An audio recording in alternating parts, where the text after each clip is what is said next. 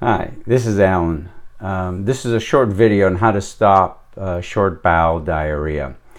Now, if you just have regular common diarrhea, you're generally healthy, you have a good GI tract, this video is not for you.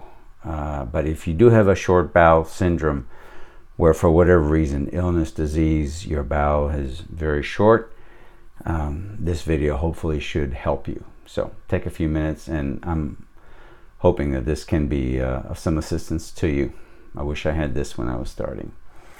A few key items to remember. One is I'm not a physician, and you should be leery of accepting any advice, and I know this sounds kind of hypocritical, but any advice on the web from a person who's not a physician. So hopefully I can drum that into you. I can only give you good advice, and be careful of people on the net who want to sell you things, or they think that they can help you with this or that product.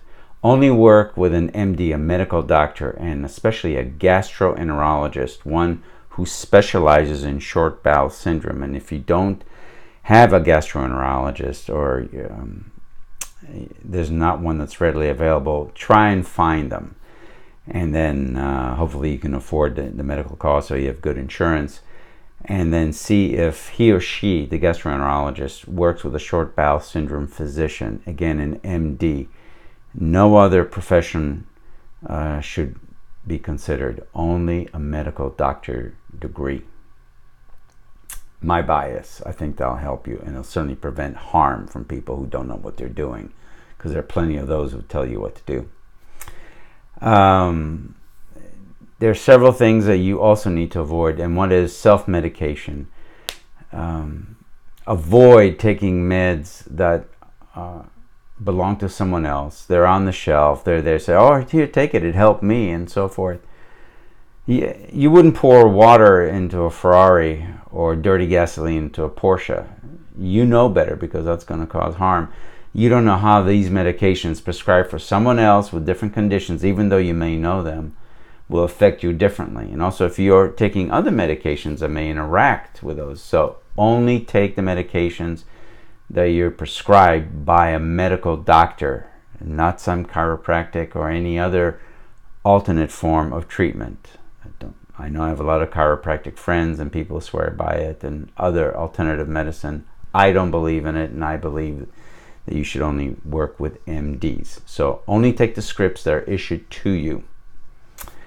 And my background, I've been fighting with Crohn's for 59 years, all my life, and I'm doing this video in the hopes that if you're in a similar situation, and there are millions of those of us who have Crohn's and have had multiple surgeries, it took me a long time to get here to the point where I know what works on a short bowel, especially if you have your anatomy revised, as I have. I've had 4 surgeries, and each time I have a new normal, and I have to adjust, especially when it's short bowel.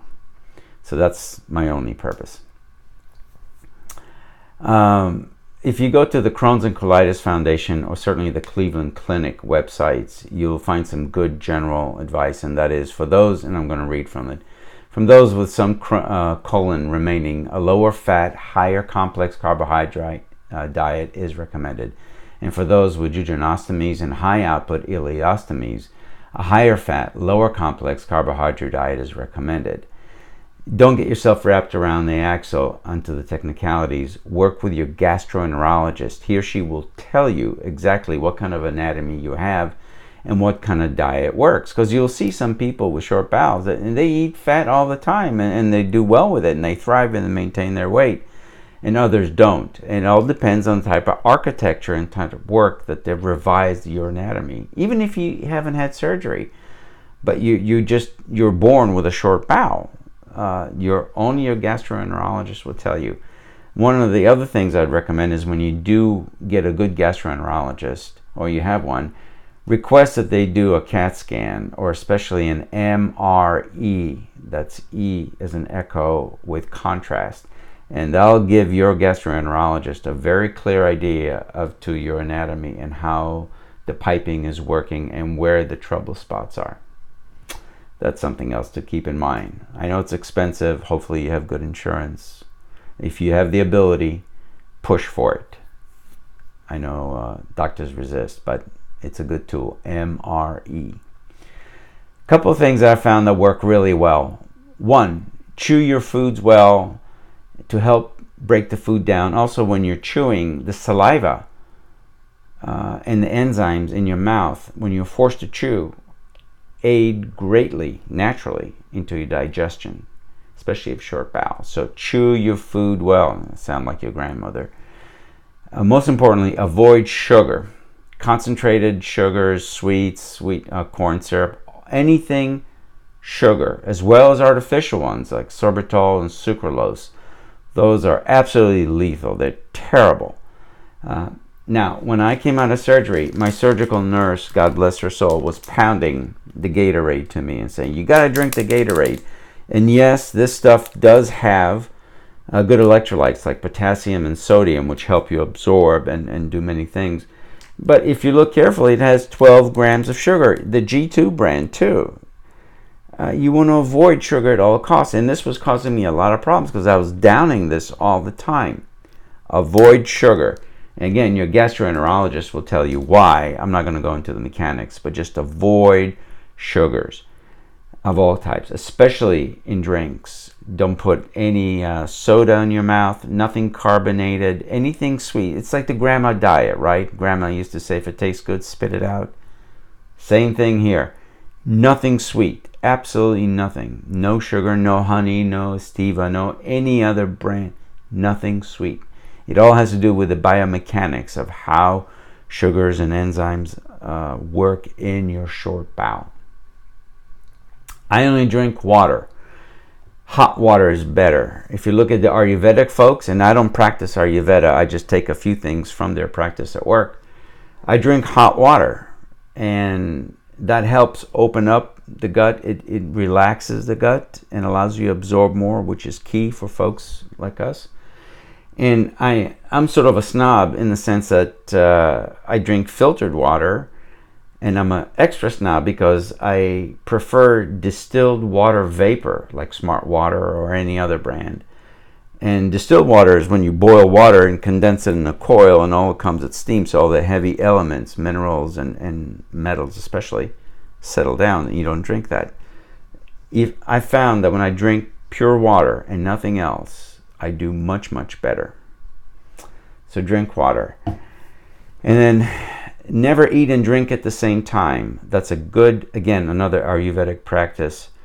I have 45 minutes separating between eating and drinking, and I suggest you do the same. When you're eating without drinking, you're forcing your food to slowly go down your GI tract, and you're forcing more enzymes to be produced in your mouth that also aid.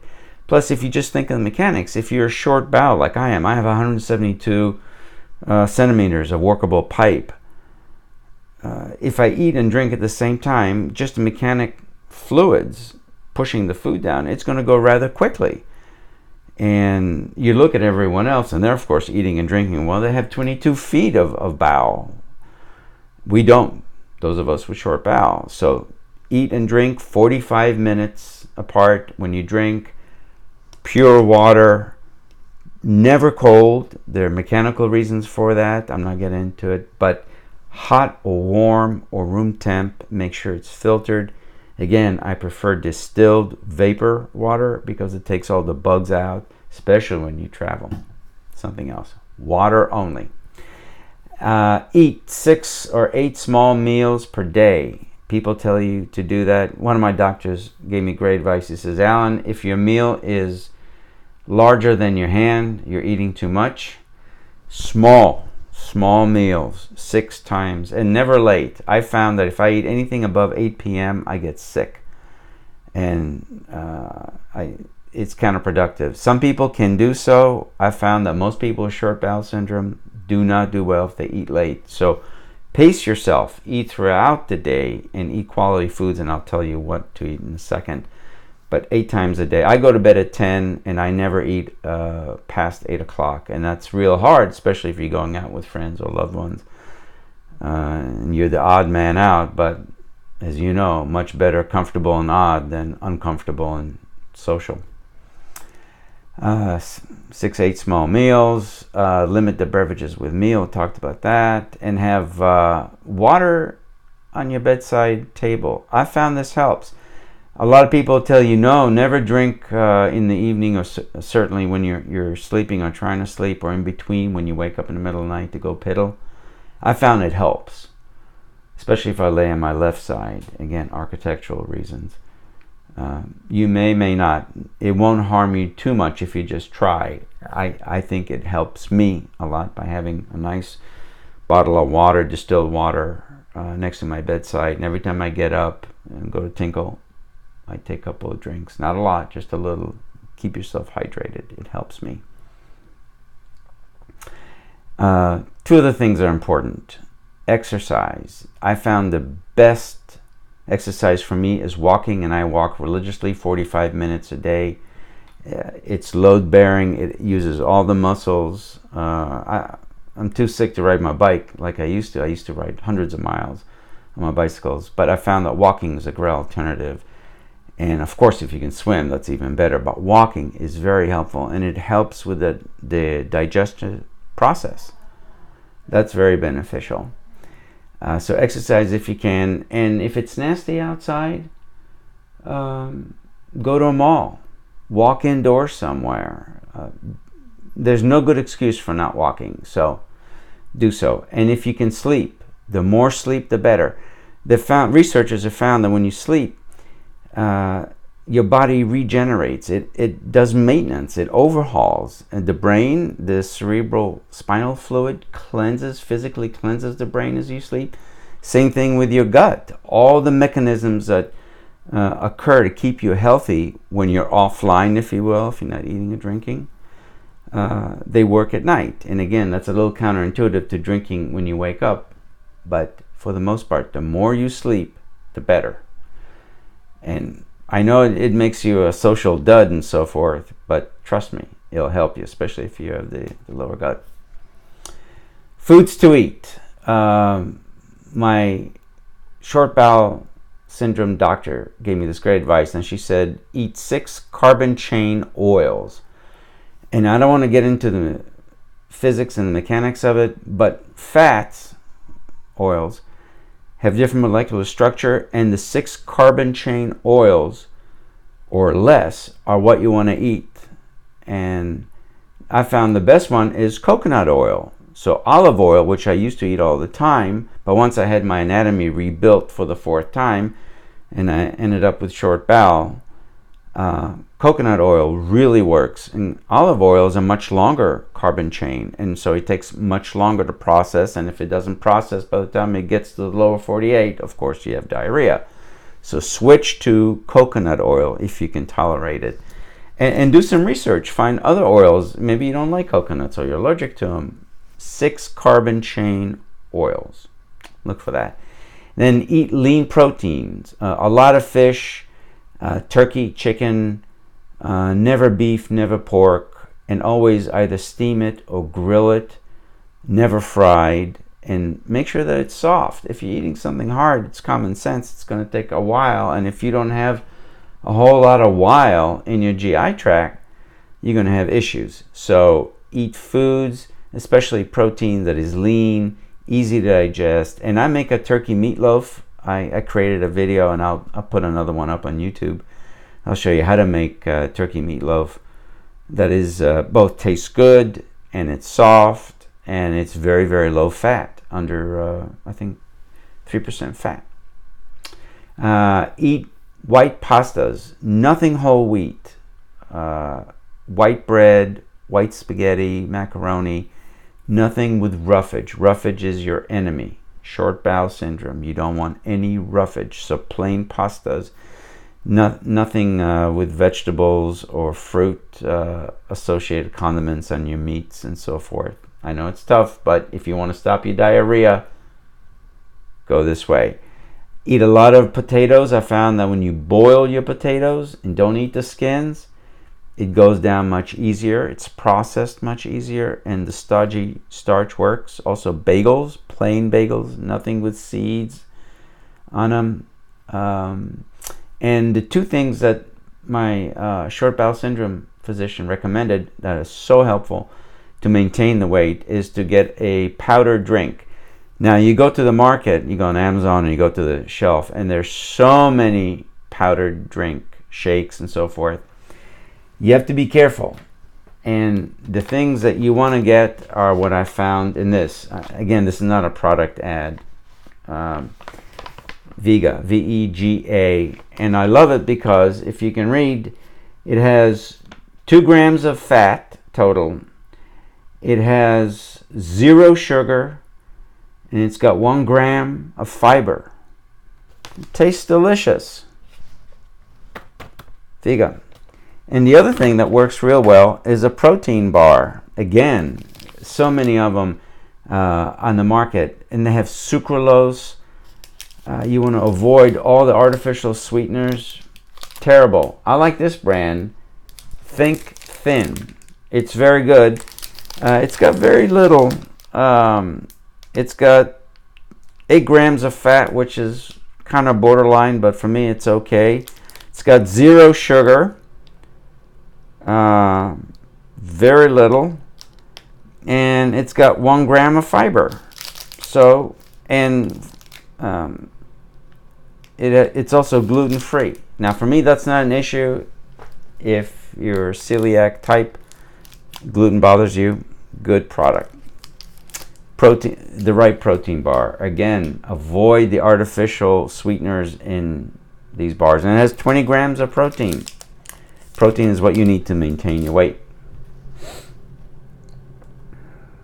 Foods to avoid. All the artificial sweeteners. I keep talking about that, the sucralose and so forth. Avoid them. All the saccharins and so forth. They're not processed by your body. They will cause you terrible gastric distress. No artificial sweeteners whatsoever. You have to go on the grandma diet, as grandma used to say. If it tastes good, spit it out. There's a good lesson in that. So no artificial sweeteners, no regular sweeteners, no stevia or sugar, nothing sweet, absolutely. No sodas, carbonation. We talked about Gatorade. Avoided like the plague. It's full of sugar. Even the low G2, 12 grams of sugar in it, avoided. Fruits and veggies, they're full of sugar. And they have a lot of roughage. Not for us. Avoid eating beef, pork, sausage, anything that's fatty, because the carbon chain is very hard. Also, beef is very hard to process. So eat the fish and the ground turkey. Lean, easy protein. But avoid eating beef and pork, anything fried, anything fatty. Junk food, absolutely not. Those oils that they use to fry to make it taste good and crispy and crunchy, well, guess what? You're not going to absorb them with a short bowel syndrome, so they're going to go right through you. That's not what you want. So no junk food. I found that dairy is very counterproductive for lots of reasons. The lactose issues and the bacterium and so forth. Avoid dairy. Now you can't. My doctors recommended eating small amounts of hard yellow cheese. And it has the right enzymes and just a small amount of the fats that you need, but not milk. Just any kind of milk. For me, doesn't work. I recommend avoid it. Again, this is just to get you to stop your diarrhea, and then you can work from there. Desserts, any kind of desserts. Again, anything sweet with fats and oils in it. Grandma, spit it out. Tastes good. No nuts. And again, peanut butter. My surgical nurse was pounding on me. Eat peanut butter for the protein. Sure, peanut butter is a great food and protein if you can handle the fat. And peanut butter is full of fat.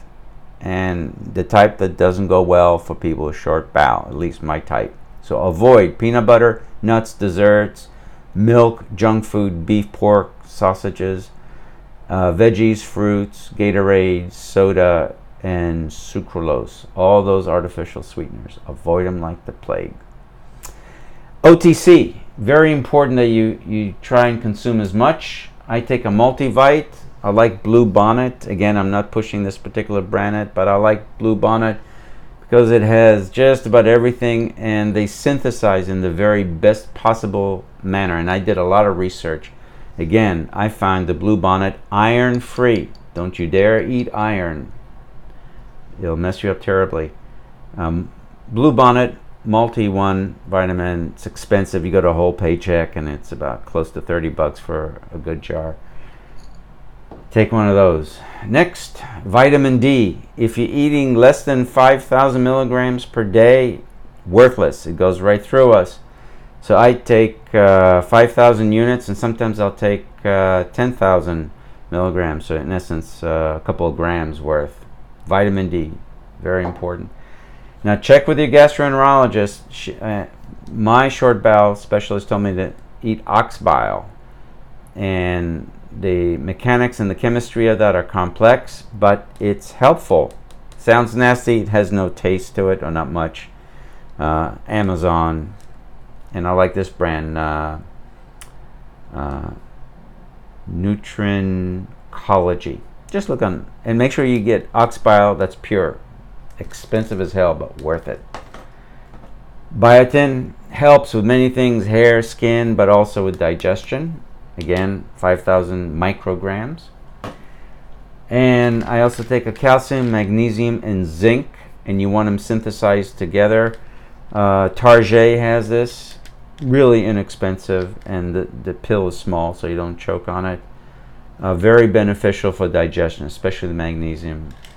And if you haven't had a blood work done recently, again with your MRE, make sure your doctor does that. And most importantly, Super B complex Super B complex. It has all the B's, B1, B2, B3s, and all the others. Very, very helpful, and also helps you retain fluid. So those are the over-the-counters. Probiotics are a sensitive area. Some probiotics can cause havoc with your biome, and others are extremely potent. Some are not potent enough. Work with your gastroenterologist. And if one is prescribed to you by your gastro, be cautious, because ideally, you if you can, you want your own natural biome. But if you can't, and the doctor's recommending it, give it a shot. But don't take the 93 octane super horsepower probiotics. They're very powerful, and for those of us, the biome, the colony that we have, is very sensitive. Those are the only OTCs that I would recommend. And then some of the things to keep in mind in general. Avoid any other medications from other people. We talked about that. Don't do what others recommend. Only follow a good medical doctor. And if you don't have a good gastroenterologist, go to the Cleveland Clinic website. And if you're fortunate enough and you're sick enough and your doctors are not helping you, go to the Cleveland Clinic. See if they'll see you. They are the world's premier experts. Hope this helps. I'll talk to you later.